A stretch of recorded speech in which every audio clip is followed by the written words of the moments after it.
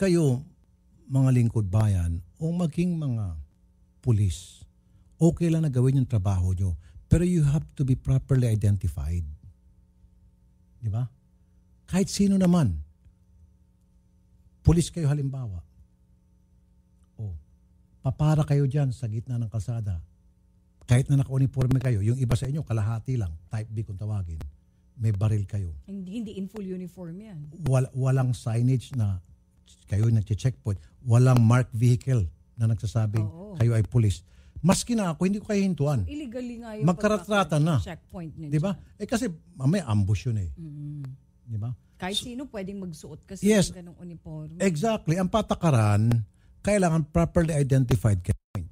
Tapos may marked vehicle talaga. Marked vehicle. Magpakilala kayo. Then, kampante ang kalooban ng mga dumadaan, natitigil dahil identified kayo. Kung hindi ka identified, tulad yung sinabi kanina ni Mrs., yung bantay bayan, siguro nakatsinelas lang, gusgusin, baka holdapper to, o karnapper, o carjacker. Talaga hindi pinirahan ni tricycle driver. Yun. Properly identified kayo, then, irerespetuhin kayo. Pag hindi, talaga hindi kayo hintuan. Isa pa, isipin na kasi ng tao, baka nangungutong lang kayo .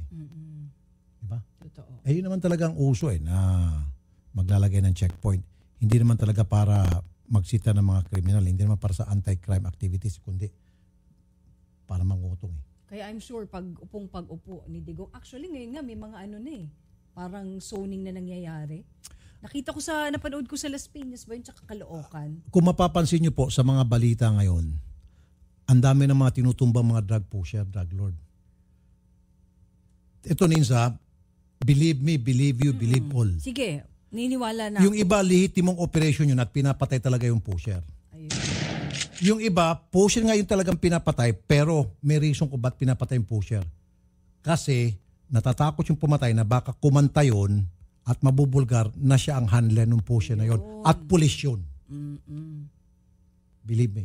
Yun. Sabi ng mga pulis na involved sa droga, kaya inuunahan na. No? Patayin na natin yung mga asset natin.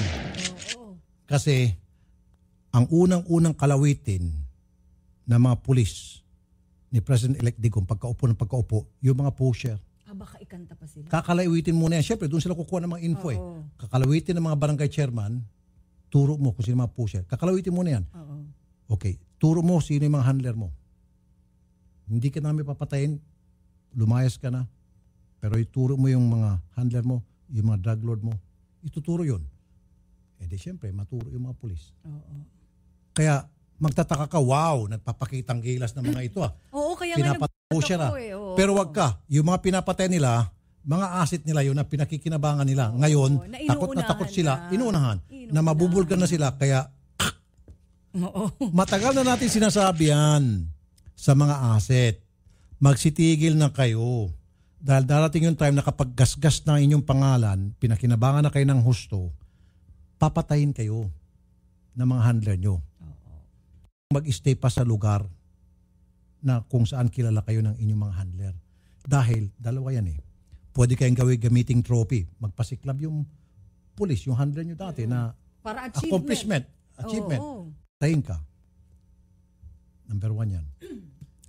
Number 2, para pagkakitaan ka, bablackmail ka. Di ba? Maya't maya, ikaw ang pupuntahan nun. Kaya pala. Iba-blackmail ka dahil kung hindi ka magbibigay, ipaplantahan ka naman droga, kukulong ka kahit na nagbago ka na. Kaya pala nagpapasiklab, Akala ko talagang, wow, nagsisipag. Ng mga pulis ang ibubulgar after July 1. Pangalan ng mga pulis. Nasangkot sa droga, mga opisyal pa man din. Ano yan, mga general ba yan? May mga estrella ba yan sa balikat? Mga opisyal. Ayokong pangunahan. Mga opisyal ng PNP, may ranggo. Pag sinabi kasing opisyal names, mag-umpisa sa pinakamataas, di ba? Basta. O sige, basta. Inspector pataas, second lieutenant pataas. Aabangan namin na. Okay. Sige. Nais ko pala sanang dagdagan doon sa panukala na lahat ng mga bus bago umalis ng garahe, pabiyahe, probinsya, i-drug test yung mga bus driver. Okay ho yan. ito kasi suggestion ng Digong administration na gagawin nila. Okay yan. Pero meron pa ako idadagdag na para talagang sapul na sapul yung mga addict na bus driver. Kung pwede, wag lang doon sa istasyon. Kasi malalaman na yun ng mga bus driver, hindi sila mag-ihitit ng shabu pag alis.